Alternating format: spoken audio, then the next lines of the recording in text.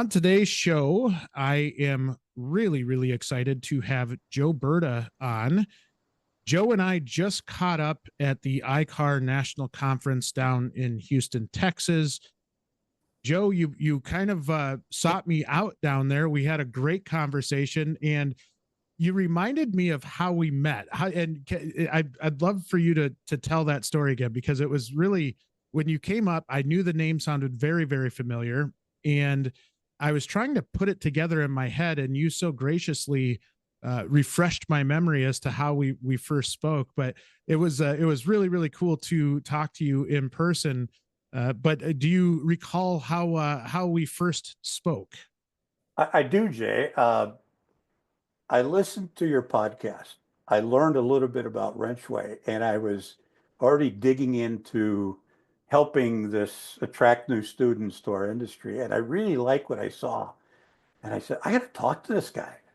I can't get, I got to talk to him. I'm not going to email. So I called you and I said, he's got a big audience. I'm not going to hear from him, but I'll give it a whirl. And I was surprised that 20 minutes later, my phone rings and it's you. And we just connected and we had a great conversation. And you Yes. convinced me that you were on the right track. Your Wrenchway business, the focus that you had is right. You were just doing all the right things, I thought. So I stayed with it. I've actually watched most of your podcasts since then. Well, it's really humbling whenever you hear from somebody, and when we finally met in person, kind of just kicked it right off from where we left off previously. And it was such a fun conversation. And I think one of the things that most people will hear as they listen to you today is that your heart is in it. You really care for this industry, and you want to see what's best for this industry. And I think you see things through maybe the same lens a little bit that I do, in terms of what we need to do to have an impact on our industry. So it really is just cool to have you on. I'm excited for this conversation. Now, I want to talk about, well, let's start with what you do with iCar, and we'll dive more into the origin story after that. But want to get a little bit of an idea of what you're doing with iCar.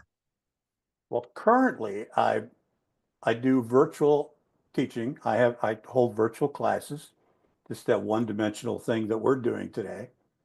And I've been very fortunate and very honored to be with iCar for over 40 years in one capacity or another.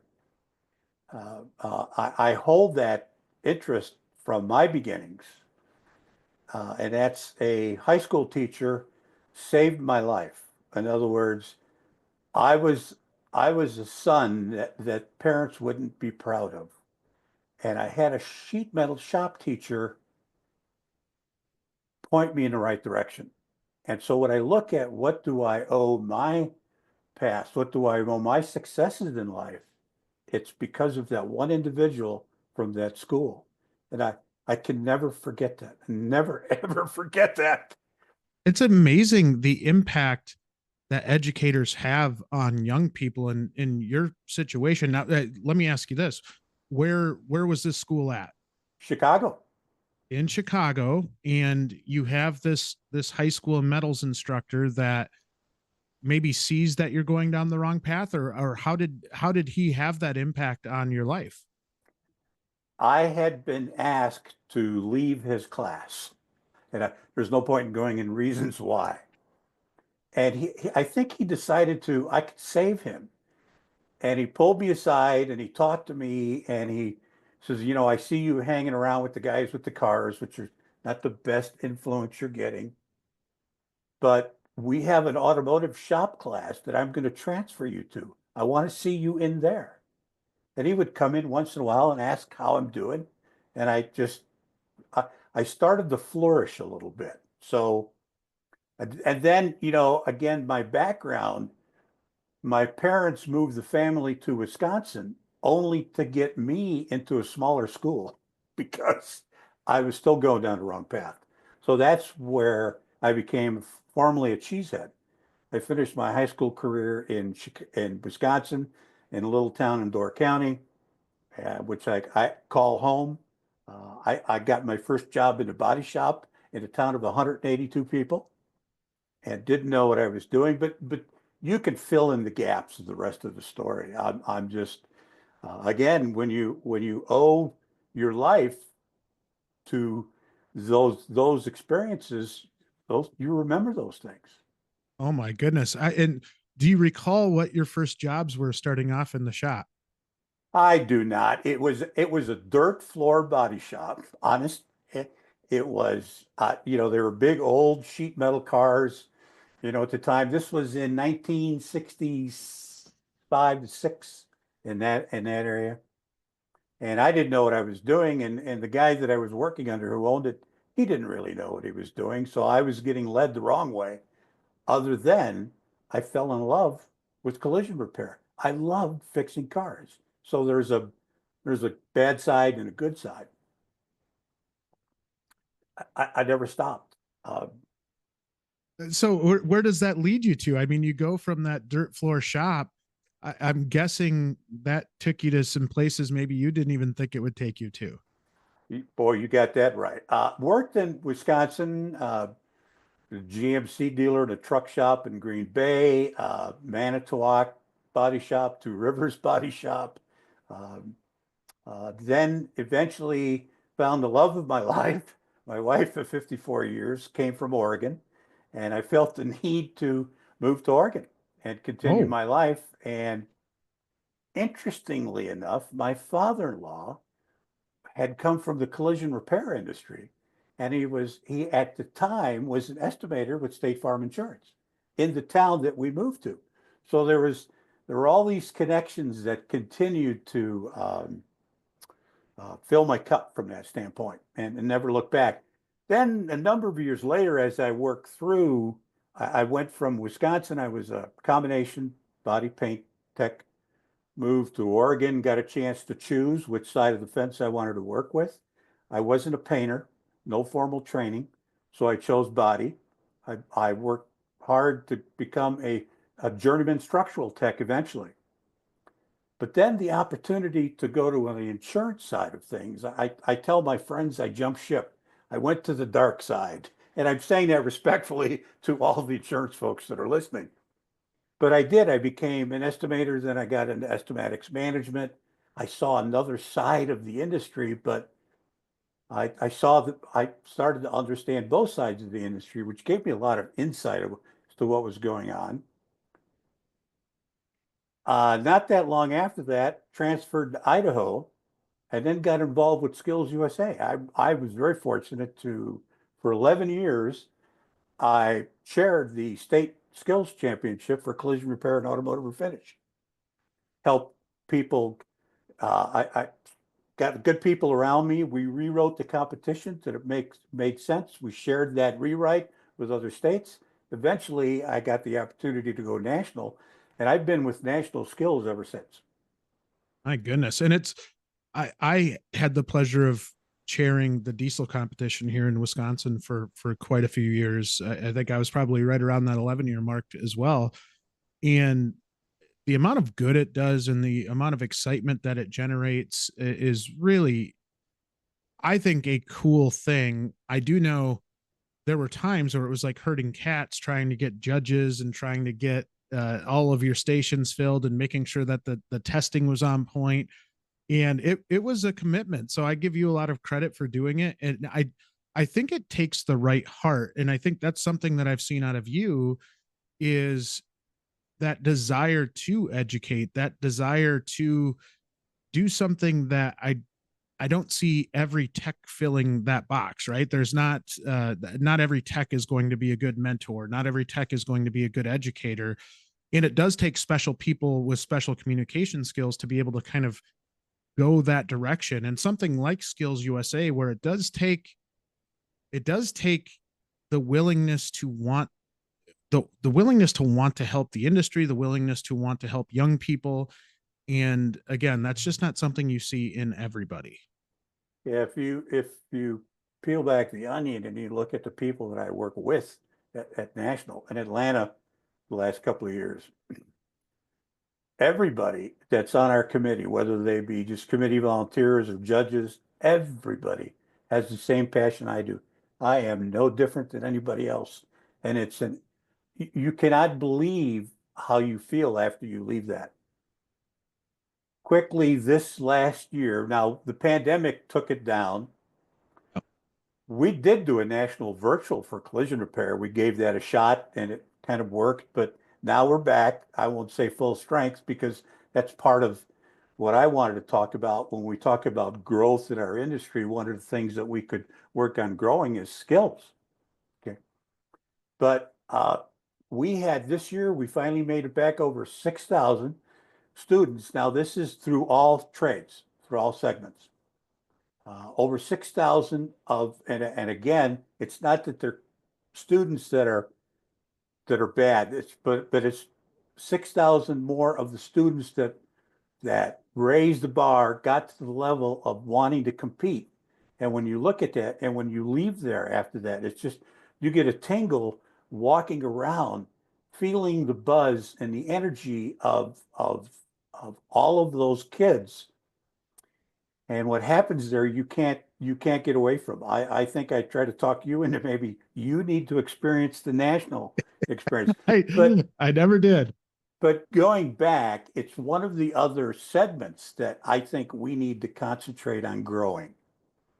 You know, if Yeah. I mentioned before, growing the schools, uh, uh, trying to get ahead of myself here a little bit, but that we need to look at each segment on how we can grow it. And skills has their own challenges. The money that it takes the school to uh, belong to skills, the extra time for the instructors, we can get into schools and spend another hour on challenges with the schools, instructors, the really great instructors, the tenured ones, and you know how all of that impacts what happens, but how do we grow that? And that's the discussion that we have to have. Yeah, and And that's why we're here today too, right? We want to talk about your desire to get more visibility to this, talk about some of the work that you're doing to really gain an understanding. And what I love about what you just talked about is you talked about, and really without saying it, why it's so important to you, right? You had an educator have a huge impact on your life, and the way that you stated is that that instructor saved your life. And so for those of you teachers that are out there listening right now, and I know you all go through the ups and downs of daily life that we all do, maybe even more, you do need to know how much of an impact you're having on young people, because if it takes finding that person and having that impact, I just think there's so much value in that. In one of our real issues that we have in the industry right now is we don't have enough instructors for all of these school programs, right? And there's challenges in that, and being able to adequately pay a teacher, which obviously is a struggle for all teachers, not just our industry. But I do think that is such a concerning piece of battling this shortage that we have in not having enough educators or not having enough formalized education to get those people in and really stoke that fire and be able to find a young Joe Burda out there that we can turn into a really, really valuable piece of our industry. So let's talk about that in terms of, I want to start with some research that you've done. I was really, really fascinated by hearing what you were doing in terms of surveying and understanding really what it was that drove a technician to get into this world, into this industry. You actually had one-on-one conversations with a lot of people, right? You've done a lot of talking about this particular topic. yeah, it's been a heck of an experience because you're face to face with them, and I was bound to do this face to face. You know as well as I do in terms of surveys and polls, if you send 1,000 out, do you get 100 back? 10% is probably a good number. Yeah. I didn't want that because I wanted to be able to talk to them. So as you know, I talked to 102 people in our industry, technicians in various jobs and in various tenures. And it was really interesting to listen to their voice and listen to the excitement when somebody took time to ask them. And it wasn't really me, it was just a human in there asking them. Even the shop management and the shop owners really appreciated what was being done. So that's why I ended up with 102, felt that I had enough to quantify it for me. Using, I think I mentioned to you, the Bureau of Labor and Statistics had 169,200 in their last number that I read. Uh, Of in ter- openings, right? Of Not needed jobs. No, Oh actually, no, of of technicians, jobs. Yes, yes.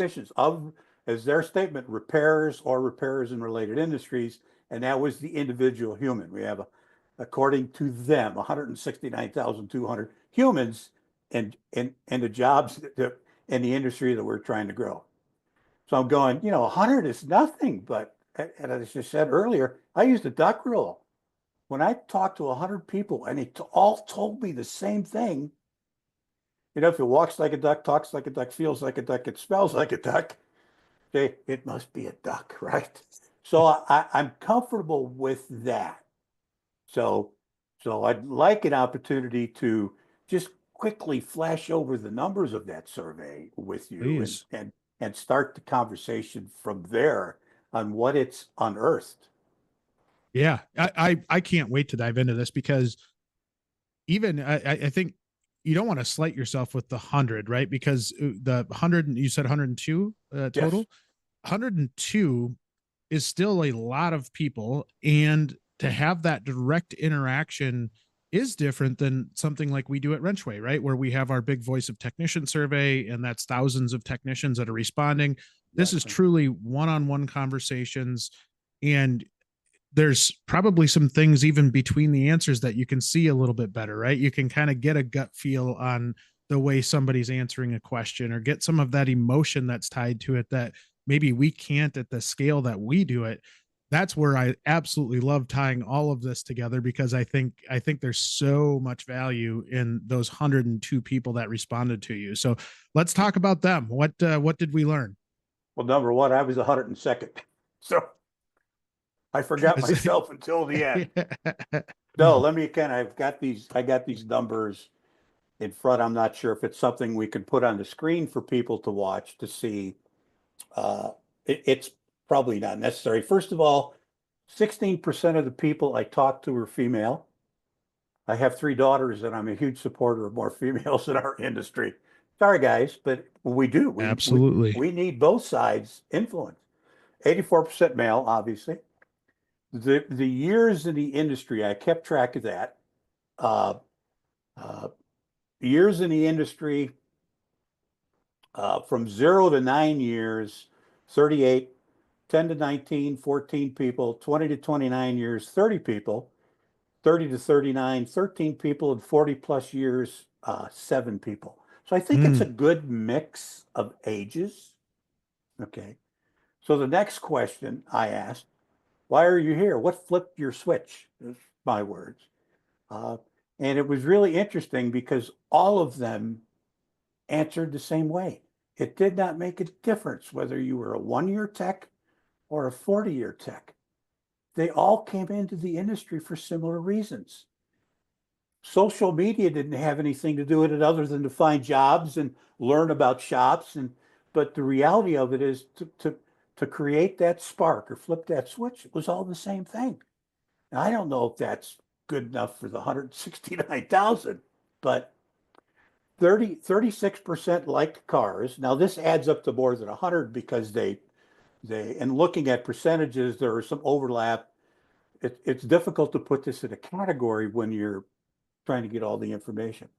yeah. Family influence, 15%, school influence, 18%, saw other successes, 38, and friends influence only 3. But think about from saw other successes. I mean, that flowed over into school influence, family influence, and like cars. But it was all the same reasons. So, so let me carry on. So obviously very similar inference, no matter what the tenure. Okay. And that's important, I I think. do think that's important. Yeah. Students only, I kind of picked the students out because I did talk to some people in the schools. 50% like cars, 50% were family and friends. Now we could get into that deeper, but has to go into a category somewhere, right? Observations, most enthusiastic to tell their story. My last point in here is the one I like the best. Long-term employees would do it again. So when you look at their real feelings, we all have experience that have been in a shop that the grumpy guy. When I started and I was working commission and they put the estimate on the windshield and it had all the times, there was one guy that came over and would look at that and go, I wouldn't do that for that. I'd fight that. And it was just nothing but trying to stir it up. So we have that stir the pot segment, but a lot of them would do it again. I guess they like the pot, right? Then, Yeah. Oh, sorry. Go ahead, Joe. no, then long-term techs who were mentoring. I made specific notes on, I was into more shops that they were doing mentoring that I would have ever believed was there. And a lot of the shop owners told me, I let Bill over there. Bill's kind of a grumpy guy. He's been with us a long time. He's going to probably retire in a couple of years. Classic story. He loved mentoring. You gave him a mentoring responsibility, and the attitude changed. It was incredible. So I've heard you talk before about the importance of mentoring in terms of retaining employees. The Yeah. retention is because we've got a little bleed, we've got a little leak out the back door into other industries, and that's going to happen. We probably have that as well as we pick up a few people from other industries too. But when you look at the attitude of the face-to-face conversation changes instead of checking a box on a form somewhere. I'd learned so much, I couldn't keep track of it all because they wanted to tell me so much. And you Which can't, is cool, right? Like yeah, just to have them have that much pride to have the conversation in the first place is a little bit of a different narrative than we see through a lot of social media channels, right? Where there is a large presence of kind of that negative response, or maybe that person that wants to stir the pot versus what your experience was in talking to people.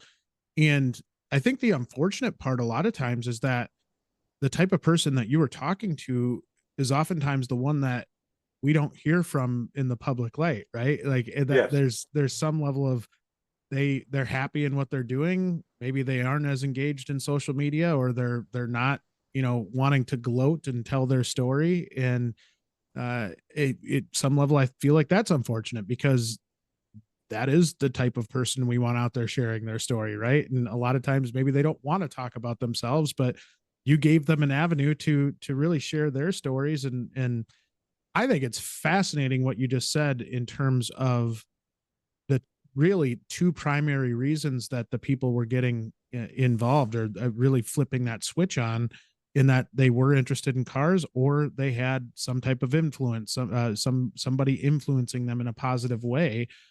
And it was also really cool that it didn't matter what age they were. Everything you're saying there is very fascinating to me, because I think it's just great knowledge to have.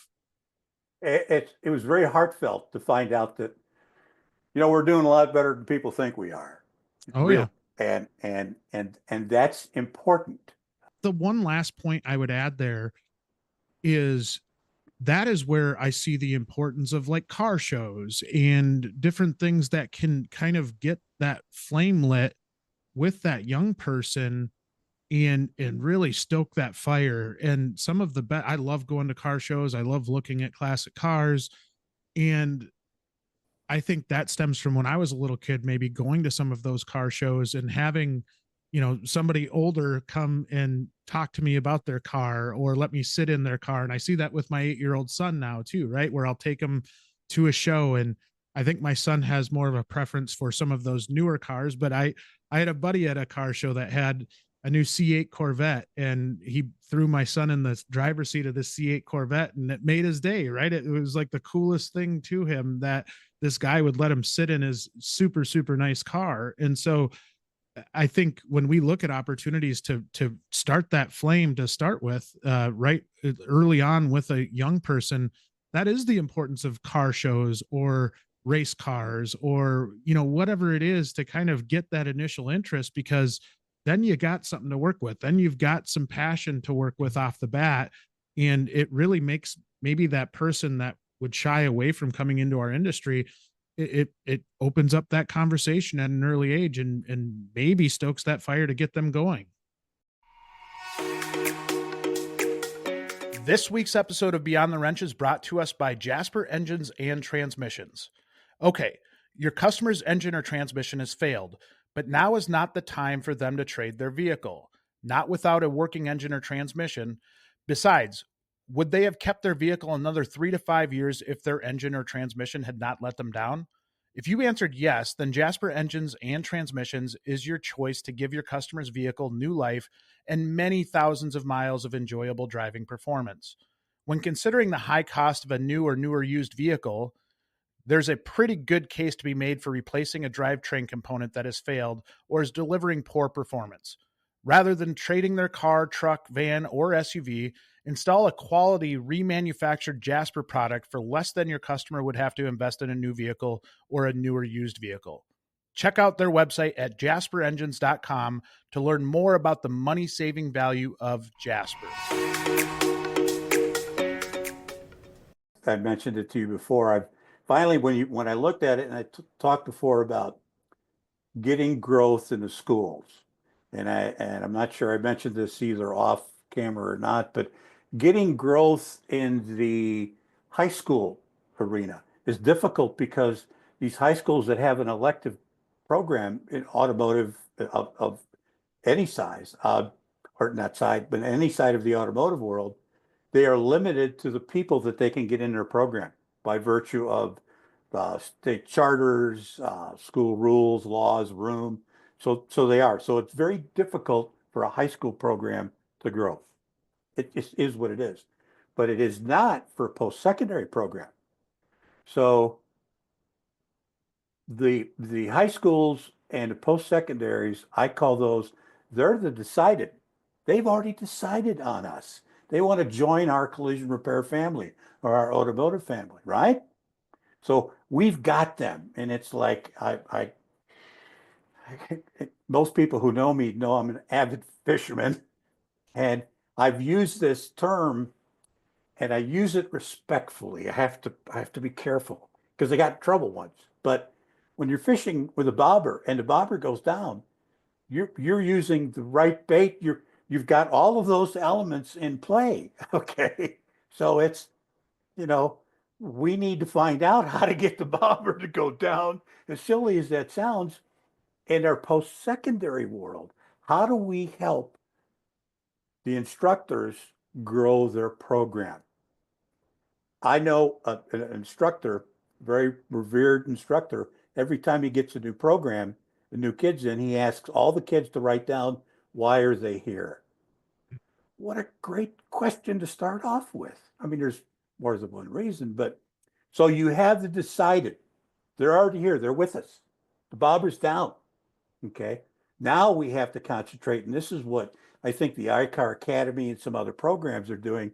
They're helping incredibly getting these apprentice technicians through the onboarding, through the apprentice stream faster, so they can get into the second, third tier of pay. They're helping retain those employees a lot better because these employees are more confident in what they're doing because they're being mentored. But we have that because they're decided. We've got them. How do we help them? Because we're losing some out the back door. If we help them, they pass the word on to others. What a great industry it is. What a great job I have. There's a lot of advantages to that, but those are the decided. So I That's the first time I've heard the bobber analogy, and I love it. That is such a good way of putting it. I'm so happy that you shared it here, because that is one that I think will stick with me, and it's a really easy visual to keep an eye on. But I do think you're absolutely right. In When I go to an advisory committee meeting or something along those lines, one of the things that I think drives me crazy is that the relationships between high schools and tech schools a lot of times isn't as great as it should be. And I do think when you're that tech school that's out there, you really have to be intentional with looking at that high school as that feeder program to your program. And I use an example that I had at a local school district here, where I've been very good friends with the high school for a long time, been very good friends with the folks at the tech school, and they in their I believe it was their diesel program. Actually, it was all three. It was automotive, collision, and diesel. It was all three. We had all three on a call with the high school that didn't have. It's a smaller high school, didn't have an actual automotive program of any sort, but they had some ag power type of programs, and there's something there. And I said, well, I was talking to the high school one day, and I said, how well do you know the folks at MATC? And they said, well, we kind of know them. We know who our contact is. And I'm like, when's the last time you talked to them? They're like, I don't know. It's been a few years. And I said, we need to get on a call here and just have a conversation about how things are going. So I'll never forget, we scheduled for 1 hour on a Monday morning, and we ended up going for 3 hours with all of these people on this call. And it was because they had lost touch of one another. And since then, they've been coming in and doing guest lectures at the high school. They've been at the career fairs. They've really made a solid effort at getting back involved with the program.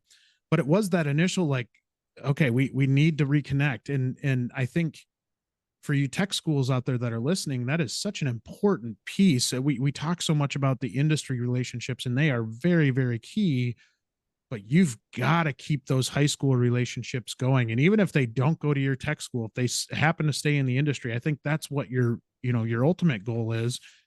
And the more and more we've grown the school side of WrenchWay, I think we've seen that disconnect more and more, where maybe the tech school isn't overly involved with their local high schools. And I think that, there's so many opportunities. We even see through School Assist where a tech school will have a piece of equipment that they no longer need because they updated, and they don't know what to do with that other piece of equipment that that they're replacing. And we're starting to see connections where the high school raises their hand and says, we could use that. We don't need maybe the level of equipment that you've gotten. And so it's just cool to kind of see this ecosystem starting to come together again a little bit. And I think, we pair the industry side in there as well, but man, do we need those relationships to work well, for that true kind of ecosystem to work between the high schools and the tech schools. We have a great example of something that seems to work in Boise, Idaho. I was on their advisory committee for a number of years, and it's a tech school that has 9 different skill sets, 9 different trades that they teach. All 9 are an elective. It's a separate building on the outskirts of town, and it is shared by either 12 or 13 high schools in their valley. So each high school doesn't have to have a tech school with the investment in the room and the real estate. What they do is each student meeting certain criteria, their 3rd and 4th year of high school can attend that CNC. There's diesel mechanics, there's collision repair and automotive refinish, there's photography. They picked all the ones that interest the kids.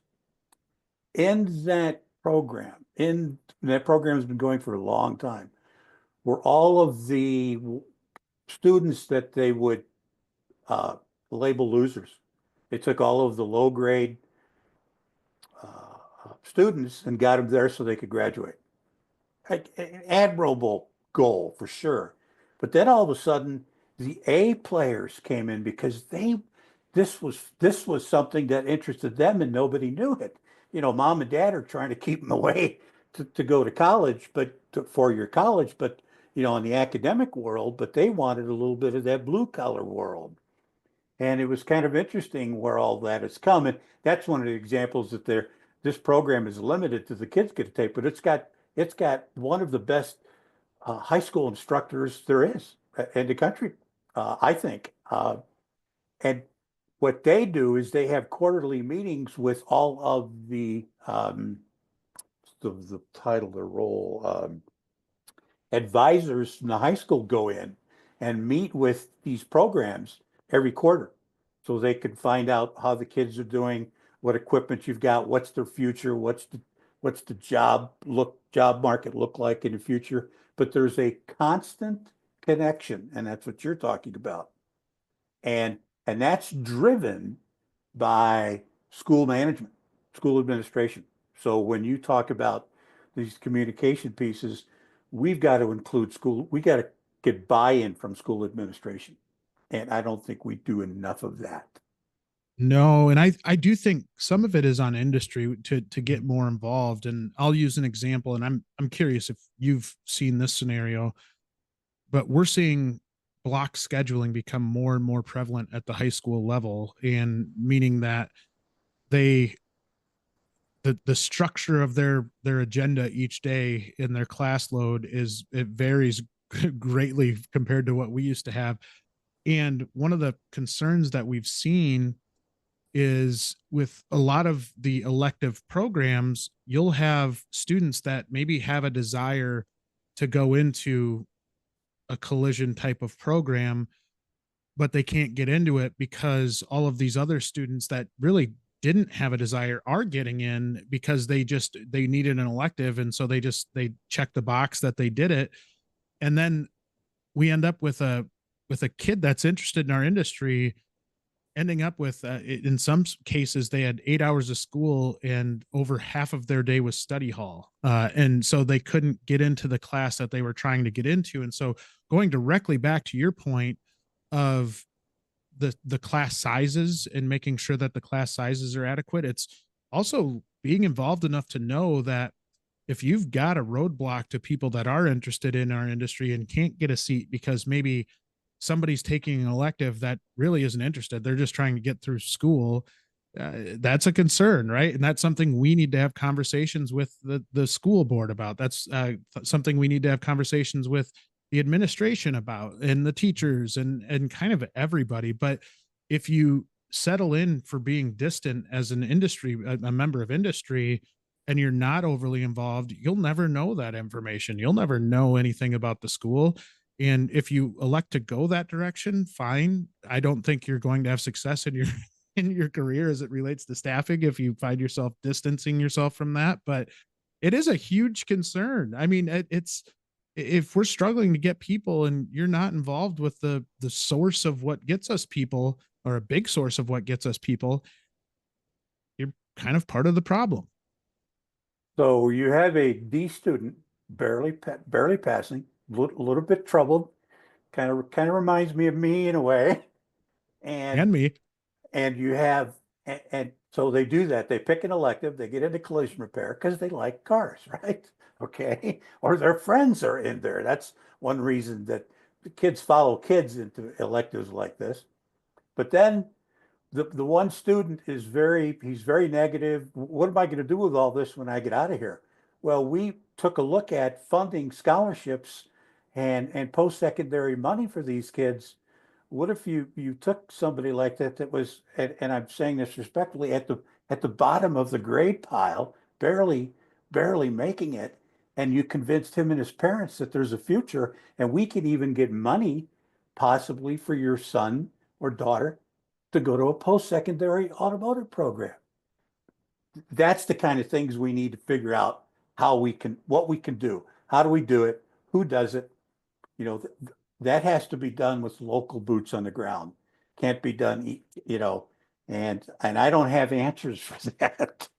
Well, and I do think there are opportunities where you kind of combine both, right? So you look at somebody like iCar and what they're doing with collision careers. Yes. And if you as a shop that's out there have a desire to get involved and want to do something a little bit differently, they're putting out all kinds of content. They're putting out all kinds of resources for you to be able to get out in front of a school to do some of that stuff. And And so I don't think you can, any shop can use the excuse of like, well, we don't have anything to offer that school. Well, work alongside iCar, work alongside CREF, work alongside anybody that's willing to help you to get involved. There are plenty of resources. And if you need to be educated on how to work with a school, I know ASE's got some great resources as Yes. well in their Adopt a School program. So there are plenty of resources out there. It's just a matter of kind of taking a little, very little bit of time to get comfortable with what you can go to the school with. And I think there's a lot of opportunity there.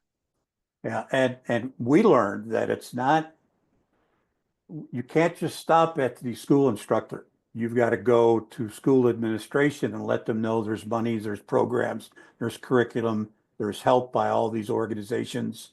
CREF has got some fantastic scholarship money available that a lot of people don't know Yeah. that exists. So that's just another part of moving the needle for the decided. And I keep, there's a reason I'm going back to that, because that's, if we had a whiteboard, if we were in the same room with 30, automotive experts in our industry, and we had a whiteboard, one whiteboard was decided, how do we move, how do we create, how do we recreate that spark for the decided? What do we do for them? And we're doing an awful lot as we speak. Yeah. Then we have the undecided. If you look at those issues or those interests and why people got interested, what flipped their switch, let me read those off again. Like cars, family influence, saw their successes, friends influence. How do you recreate the spark for the undecided?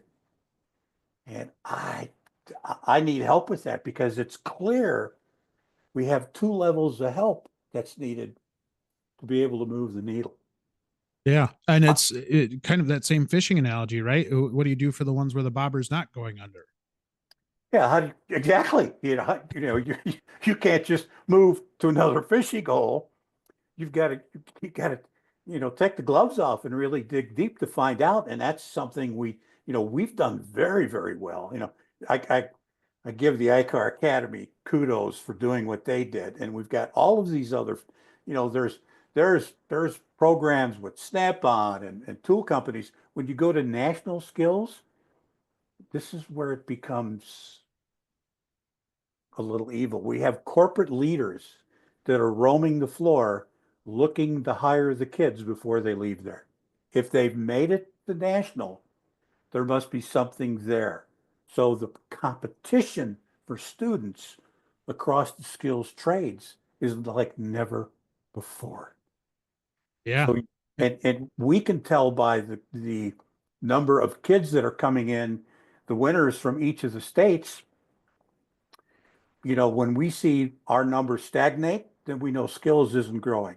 When we see our numbers grow a little bit, something good going on. So skills, both in state and national, are a good indicator, one good indicator of what's going on, just to watch what's happening.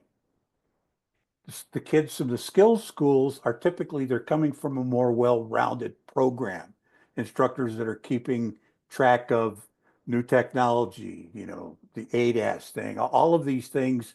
And the old schools, the old instructors who are tenured, they're not attached to any of that. So, that becomes another issue. That's why we're not succeeding. I hate to admit it, based on listening and talking to you, we're not. We're not moving the needle, and we're helping the decided. That's not, but are we finding more? How do we get more people to decide? Yeah, so that's what's going to move the needle. How much do technicians really make? At WrenchWay, we work with some of the best shops and dealerships across the country, and we've discovered that technicians often earn more than what some online sources suggest. For example, the Bureau of Labor Statistics reports that technicians make an average of $47,000 per year, but we know that's not reflective of the true earning potential of technicians. We've teamed up with ASE to create an online technician pay tool, a free, easy-to-use resource for both aspiring technicians and those already in the automotive and diesel industries. This tool lets you explore real pay data with customizable searches by industry, shop type, location, and experience level. Check it out at wrenchway.com/pay or follow the link in the show notes. We also encourage current technicians to anonymously submit their own pay data to help make the tool even better for everyone. Lastly, thank you for your continued support as we work to promote and improve careers in automotive and diesel. We couldn't do it without you. In that undecided crowd, I always look at it from the standpoint, and this you had mentioned earlier, some of my beef with the Bureau of Labor Statistics, and it's no slight at them. They cover a lot of industries. Actually, we had just met with them probably less than a week ago and learned from an economist from the Bureau of Labor Statistics about how they forecast numbers. There'll be more to come off of that because it was a fascinating conversation. Some of it is really, really interesting in that their forecasting comes from not necessarily just our trade. It's coming from others with similar backgrounds, and they use in their model kind of they do some surveying, and it doesn't necessarily mean that they're a technician. It could be, it could be an electrician or somebody else with a similar background to us. And that's what they use for kind of their data model and being able to forecast numbers. My biggest concern in where I see it from either a parent standpoint or maybe even that school counselor standpoint is that if you were to look at this and say you didn't have any knowledge of the industry, and then you went and did your due diligence on the industry, you would see that the average pay isn't that high when it's through the Bureau of Labor Statistics. You see that there's a huge investment up front to be a technician. You have to buy the tools, you have to go to school potentially, you have to do a bunch of this stuff. And when you start kind of piecing it together from an outsider's perspective, you kind of understand why we're having that struggle, right? Because the true story isn't out there. And then if they happen to go out on social media and then just read all of the negative comments that are out there, I always say, like, why as a parent would I send somebody into our industry if I don't have any knowledge of this industry and I read all of this stuff?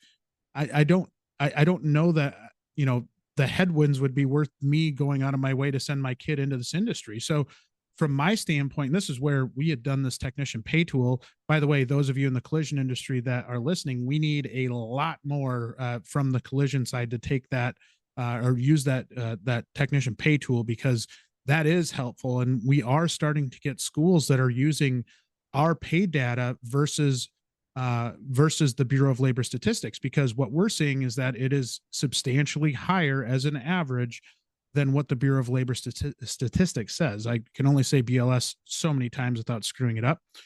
But if you look at the actual data that we're getting back, and admittedly, we need a lot more on the collision side to give you good, tangible data. What we saw on the repair side was that it was not just a little bit, it was significantly higher pay on average than what the Bureau of Labor Statistics says. On top of that, we do have the CREF scholarships. We do have a lot of things that I think are more tailwind type of things, but the general public doesn't know about them. And we as an industry just need to do a better job of showcasing that, because I do think for those undecided that are out there, the more visibility we create as an industry, the less resistance we're going to face from administration and parents. CREF has have you ever read the Spotlight of the Industry? I have, yes. Yeah. I think they do it every 3 years. We used to print the last one, the newest one. I ran a career fair in Boise at the Boise State University, and the sad part about it is we got a lot of help. We have a lot of interest. We got a lot of written material we could give the parents, counselors that might come by to see what we're like. But the problem is every year they put us next to Hewlett Packard. And so we had parents, and you could see it. The kids would be walking down the aisle. We were in the auditorium, and they'd be walking through the aisles of the seats, and the parents would actually pull the kids past us. And we would just, we got something for you to read, but trying to elevate the education from the parent side was what we were trying to do. And well, I use that scenario right there, Joe, where what I've seen some people do to garner attention of the student is maybe they put something cool out there, right? Some type of visual, some type of game, something to get them engaged to come in. And no slight at HP, but they're a big, gigantic corporation. Sure. And that kid might not be as compelled to go there if there's a cool game or there's something that is a lot of fun and you're generating some excitement outside of that booth and you're getting the people to come in, whether their parents want them to go into that booth or not. Right. I think there are so many opportunities for us to just knock it out of the park and do a good job. And I know they're out there. I've seen them. I've been at the trade shows where, especially in the collision industry, you have some type of little station set up where you can have them do something a little hands-on and get them over and get them interested and get them talking. There's huge opportunities there. Teasers. The instructor I mentioned in Boise, who leads that program, has a mailbox airbrush job, and he puts it out there with a sign, "You too can do this." So when they start the season every year, they bring in, not Chip Foose, he's a well-known painter. Not Dave Kindig, no. He used to be a painter for Chip Foose on his show. Oh my goodness. He always wears cutoffs. He always wears shorts. Anyway, yep. But he would come in and work the kids and teach them airbrushing. And what it did, it cemented these kids to that program. And it got the word out that this is a really cool program. So that's kind of what you're talking about, the teasers. But all of those things, we need to put together kits or help from the schools on things that they could do or things the advisory committees can do. Because we're lacking sorely with assistants and advisory committees across the country. Yeah, I think another opportunity, and this is more of the social media realm, is taking as educators opportunities to develop a YouTube channel and update it and use your students to help you manage it, right? Like there are some things that we have such a cool industry, and especially on the collision side, all the stuff we do that is very appealing to general public. I think it's why reality TV shows about our industry are so popular, right? Yes. It's because there is appeal to it and it is kind of a cool thing to do. We just have to provide more visibility to it. I asked the younger technicians when I was taking a survey, are you hooked into any of these car shows? I'd be on the TV. I wanted to find out what their interest is because I was trying to figure out, okay, liked cars. So chicken or the egg? Chicken or the egg? What came first? Did you watch these and then become interested? Or do you now watch them because you're interested? Most people, good question. It's a muddied answer, that it just, how can you use that? I don't know, but it's part of all of the equation, again, the decided and the undecided, where are we at? And again, I stopped short of being in a big auditorium and a big whiteboard or two whiteboards, one's decided and one's undecided. What can we help these two segments and see what the industry says about that? I think it's the easiest way for me to explain. We have two separate groups that need separate help if we're going to succeed. It worked for me when you painted that visual. I couldn't agree more. And it is, identifying both and then understanding, what we need to do as an industry to be enticing to the ones that aren't currently interested. And when we say aren't currently interested, the one key factor that I like to mention and where I love job shadowing so much is that there are some kids that just aren't going to be a fit for our industry, right? They sure.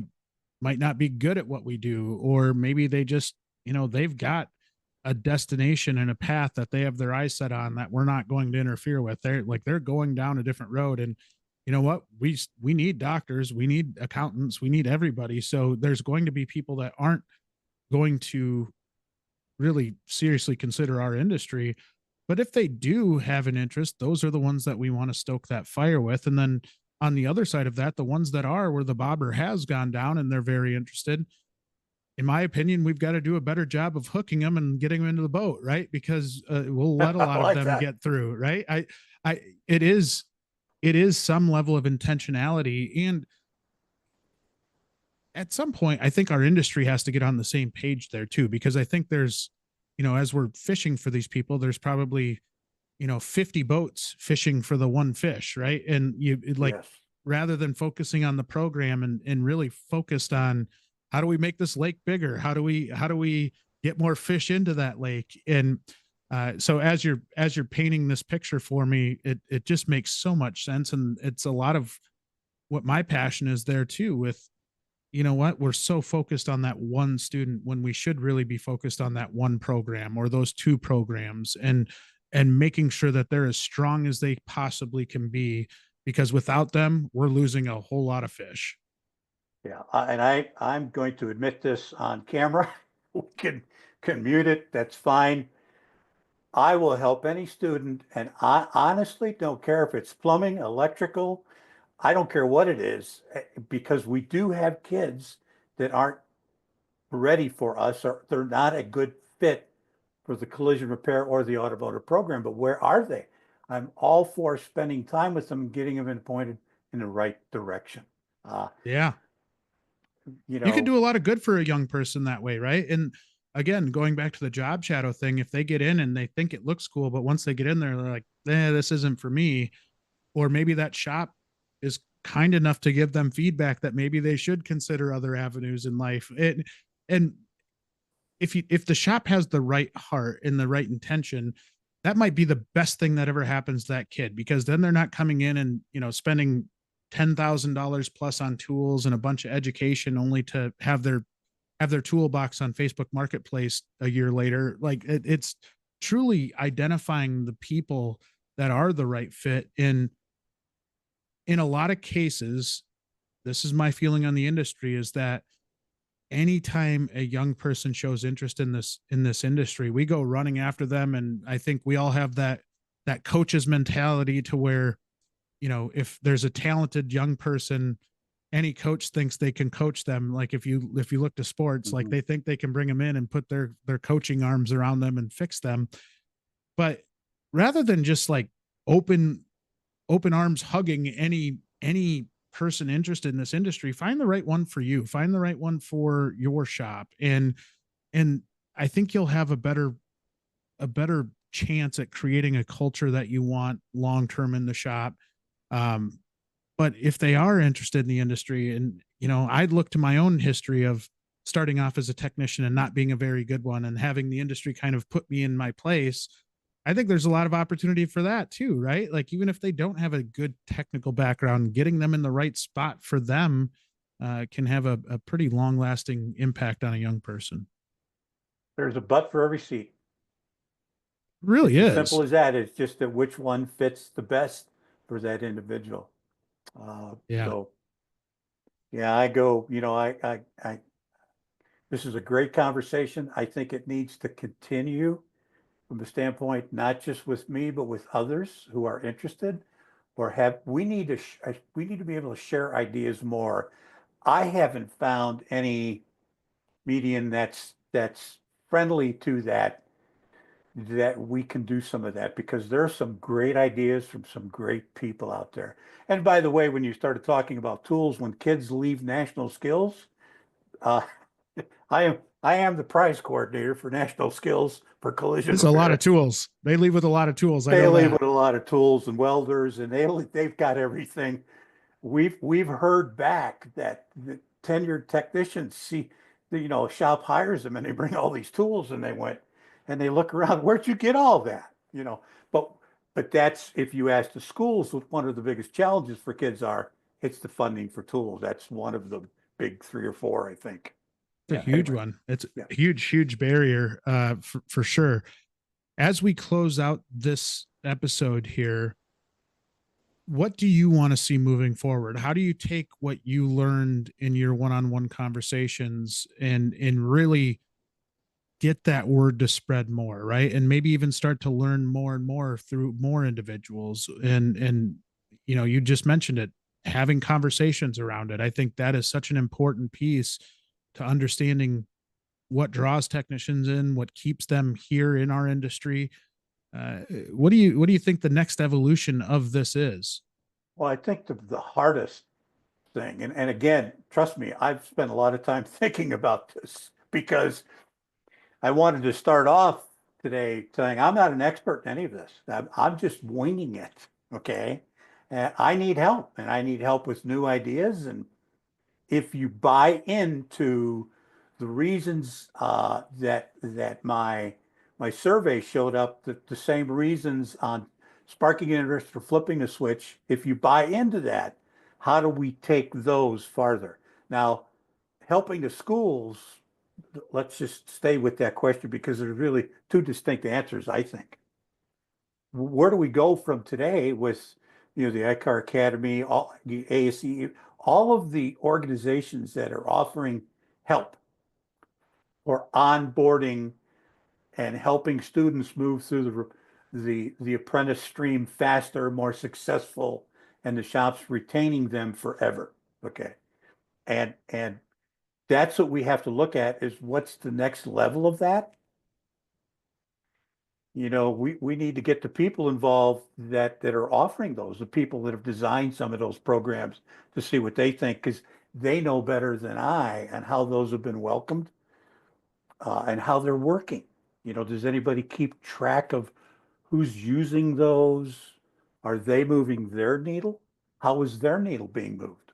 How is ICAR tracking the ICAR Academy? Well, that's easy because they can track on who's using it easily enough. But what about its success? I think we need to maybe, the Academy is fairly new, and I can't speak for Derek Goff, who's, in charge of that. But I'd like to hear her opinion about what's the next level of that, and how does she think it's working. Now, people don't like to admit that what they designed doesn't work, but let's put it on the table. Is your design working? Does it working? What if you had it to do all over again? What changes would you make? Because it's awful difficult to make changes for that on the run. So I don't know. I don't have an answer for that question. Uh, I think a lot of it is continuing conversations, right? Like to keep the conversation going, to help educate industry more and more about why they have to care about it in the first place, to get industry better connected in terms of making sure we're aligned. I think we've got a lot of that going on in the background right now with ICAR and CREF and ASE and even us at WrenchWay, and trying to coordinate everybody's efforts so that together we're going after this, and we're really, really working to make sure that we're part of the solution, not part of the problem. And I think that's the important piece. We've got a lot of people now with a lot of desire to want to change, to right the ship on this, and we're moving in the right direction. You're a real big reason why people like you in this industry are invaluable. We need more Joe Burdas that are going out and talking about what they're doing, because you're doing it almost as a passion project to really truly understand people, and I can't give you enough credit for that. I thank you for taking time to be on the podcast today. I'm so happy that we ran into each other down in Houston. It was an absolute pleasure to talk with you today, and hopefully we can do it again. Yeah, I want to share one more thing. Didn't Yes, finish, please. and you're getting to know me. It's hard to keep me quiet in a room. So the undecided, what do we do with the undecided? And it's kind of interesting. I found that if we can take some of the undecideds that have moved to the decided, and the cold hard reality is, if you tell a high school junior a secret, did you know? Do you know that the next day 20 more people will learn? So word of mouth and undecided, to me, is one of our more important tools. I mean, that's just coming from me. I agree. And if we could show the undecided, if we could get into the schools, talk to the counselors and talk about pay scales and job security and fun and all these things, that's what we need to do. We need to come up with programs to get the undecided to cross the fence or to get their bobber to go down. Still an analogy I'm going to stick with. That's going to stick with me for the rest of my life. That's a good one. Appreciate being able to pass something on. People listening to this who know me I'll get some interesting emails. But yeah, it's a great way to think about that, I think. Anyway. Yes. Well, thanks again for joining us today, Joe. Absolute pleasure. And you're one heck of a guy and doing a lot of great things for this industry. So really, really appreciate you. Well, I thank you very much. I appreciate it coming from you. Keep up your good work. And as always, anytime you need help with anything from afar, all you got to do is pick up the phone. Thank you, Joe.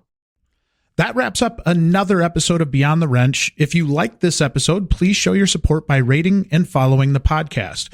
You can also watch the video interviews on WrenchWay's YouTube channel. Speaking of WrenchWay, did you know Beyond the Wrench is managed and produced by the WrenchWay team? WrenchWay is an online community dedicated to promoting and improving automotive and diesel careers. We help technicians find the best shops to work at, and we also help auto, diesel, and CTE instructors get more support from local industry. You can learn more by visiting wrenchway.com.